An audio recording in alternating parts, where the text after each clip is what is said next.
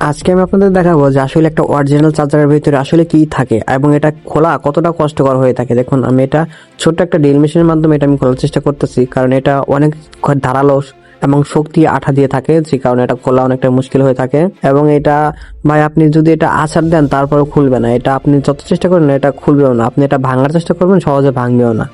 তাহলে এটা আপনি কি করতে হবে, ছোট্ট একটা কোনো ড্রিল মেশিন দিয়ে আপনাকে এটা খুলতে হবে, অর্থাৎ সাইড দিয়ে সুন্দর করে কাটতে হবে।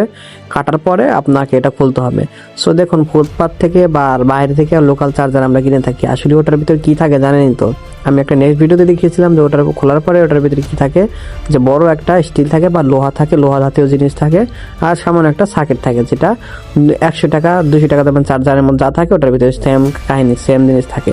তবে আসলে একটা অরিজিনাল চার্জার খুলতে কতটা পরিশ্রম সেটা আপনারা দেখতে পাচ্ছেন।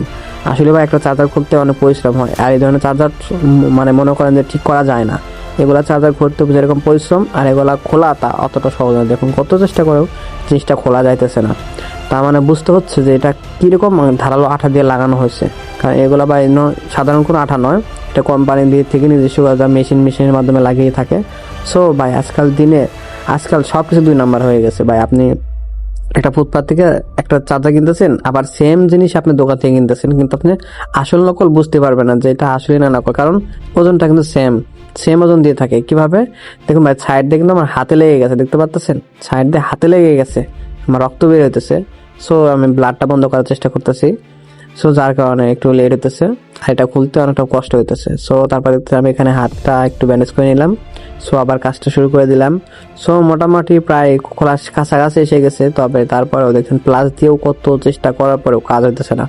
সো এখন এটা হচ্ছে মাথা খোলা অসুবিধা হইতেছে, তার কারণে এখন আমাকে এটার পেট কাটতে হবে, এটার মাঝখান দিয়ে আমাকে এটা ড্রিল করতে হবে। মাঝখানে ডিল করলে আমার একটু দেখাতে পারবো যে এটার ভিতরে আসলে কি থাকে। ভাই দেখুন, সেম জিনিস লোকাল বাজার থেকে কিনতেছেন, আপনি দোকান থেকে কিনতেছেন, বুঝতে পারতেছেন না। সো আপনি এটা কিভাবে বুঝতে পারবেন? দেখেন, অরিজিনাল চার্জার সাধারণত কোনোই থাকে না, মানে কোনো জয়েন্ট থাকে না, আর যেগুলো লোকাল ওগুলো দেখা যাচ্ছে এখান দিয়ে খোলা সিস্টেম থাকে, কিন্তু আসলে একটা অরিজিনাল চার্জার কিন্তু ওরকম থাকে না। ভাই, দিন যত যাইতেছে মানুষ তত খারাপ হতেছে, 2 নাম্বার জিনিসের শেষ নেই। আজকাল সব জিনিসেই ভেজাল, খাবারের মধ্যে ভেজাল, চিকন জিনিস করবেন সেই জিনিসের মধ্যে ভেজাল। ভাই কি বলবো, মানে বলার মধ্যে ভাষা নেই। আগের সময়টা অনেক ভালো ছিল, কিন্তু বর্তমান দিন যত যাইতেছে মানুষ তত খারাপ হইতেছে, জিনিসগুলো তৈরি করতেছে খারাপ জিনিস। দেখুন, খোলা সম্ভব হচ্ছে না। সো এটা এখন আমি পেটে ড্রিল মেশিন করবো। সো এটা পেট কেটে আমি বের করে দেখাবো যে এটা আসলে একটা অরিজিনাল চার্জারের ভিতরে আসলে কি থাকে। সো একটু ধৈর্য করে সহকারে দেখবেন, তাহলে আপনি বুঝতে পারবেন যে হ্যাঁ, আসলে একটা অরিজিনাল চার্জারের ভিতরে কি থাকে আর লোকাল চার্জারের ভিতরে কি থাকে।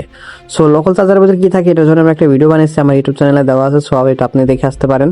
আর যদি না হয়, তো আমি এখানে আমার ভিডিও শেষে আমি আমার বাড়িতে দিয়ে দিব। সো এখান থেকে আপনি দেখে নেবেন যে আসলে একটা অরিজিনাল চার্জারের ভিতরে কি থাকে। সো এটা আমি পেটে ডিল করতেছি। সো এটা পেটে ডিল করে আমি আপনাদেরকে দেখাবো যে এটা আসলে এটার ভিতরে লিগ্যালি ভাবে এটার ভিতরে কি থাকে। সো ভাই, যারা ধৈর্য সহকারে ভিডিওটা দেখছেন তাদেরকে অনেক অসংখ্য ধন্যবাদ। এবং এরকম নতুন নতুন ভিডিও দেখতে চাইলে আমার চ্যানেলকে সাবস্ক্রাইব করে পাশে থাকবেন। আর এবং হ্যাঁ, এটা হচ্ছে একটা ফেস্টিভ্যাল ভিডিও আমি করি, তবে আমি ফেস্টিভ্যাল ভিডিও করতেছি না ইদানিং যাবত। আমি অনেকদিন যাবত ভিডিও আপলোড করি না, কারণ সময়েরও অসুস্থতার কারণে এবং সময় দিতে পারতেছি না ইউটিউবে। সো আমি একটা ভালো জিনিস বা ভালো স্মার্টফোন আপনাদেরকে সাজেস্ট করে থাকি। সো বর্তমানে আমি স্মার্টফোনের রিভিউ দিতে পারতেছি না, ফেস্টিভ্যাল ভিডিও করতে পারতেছি না। সো এটা আমি কি করব, আমার চার্জারটা নষ্ট হয়ে গেছে। সো তার কারণে আমি এটা খোলার চেষ্টা করতেছি, এটা আমি রিপেয়ার করার চেষ্টা করব। সো এটা যদি রিপেয়ার করতে পারি তো সেই বিষয় নিয়ে আমি একটা ভিডিও নিয়ে আসবো। সো এখন আপাতত এটা খোলার ভিডিওটা দেখাইতেছি, একটা অরিজিনাল চার্জার কতটা খুলতে কষ্ট হয়। সো আপনারা দেখতে থাকুন, দেখতে পাচ্ছেন প্রায় অলরেডি খোলার শেষের মধ্যে কাছাকাছি এসে গেছি। সো একটু ধৈর্য সহকারে দেখবেন।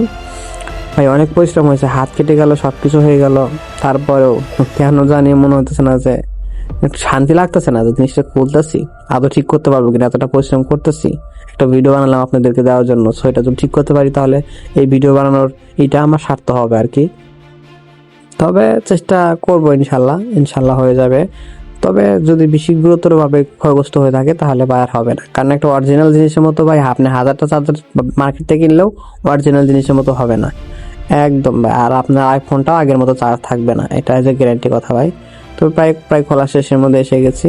তারপরও ভাই দেখছেন কত কিছু করলাম, তারপরে জিনিসটা খুলতেছে না। প্লাস দিয়ে কত কিছু ধরতেছি ভাই, মানে মনে হচ্ছে না যে এটা যদি পর্বতে ঠিক করতে পারি ঠিক মতো আর ফিটিং করতে পারবো না কিনা, এটা অসম্ভব হয়ে যাবে আমার ধারা।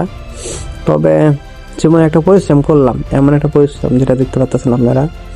অনেক পরিশ্রম হয়ে গেছে, কোনো পেলে কাজ হইতেছে না। আমি আমার হাল ছাড়া পাত্র নেই, তো এটাকে আমি শেষ দিকে ছাড়বো যে এটার ভিতরে আসলে কি থাকে এবং দেখাবো আপনাদেরকে। সো এটা হচ্ছে বিদ্যুতের কারণে এরকম নষ্ট হয়ে গেছে। রাত্রে চার্জারটা লাগানো ছিল, প্লাগ বিদ্যুৎ চলে গেছে, রাত্রে বিদ্যুৎ চমকেছিল, ঝড় হয়েছে আমাদের এখানে। সো তারপরে আমার চার্জারটা নষ্ট হয়ে গেছে। সো আপনারা রাত্রে কেউ চার্জার লাগিয়ে ঘুমাবেন না। সো যদি দেখেন যে আবহাওয়া ভালো আছে সেক্ষেত্রে লাগান, আর যদি দেখেন যে রাত্রে আবহাওয়াটা খারাপ তাহলে ভাই আপনি চার্জার লাগিয়ে ফোনের মধ্যে ঢুকিয়ে দিয়ে চার্জ করে ঘুমাবেন না বা এটা অনেক ক্ষতি, অনেক মারাত্মক জিনিস। সো চার্জার নষ্ট হবে, আপনার ফোনটাও ব্লাস্ট হওয়ার সম্ভাবনা থাকে। সো নিজের নিরাপত্তা সুরক্ষিত রাখবেন, আপনার সুরক্ষিত থাকবেন। দেখতে পাচ্ছেন এটার ভিতরে কি রয়েছে।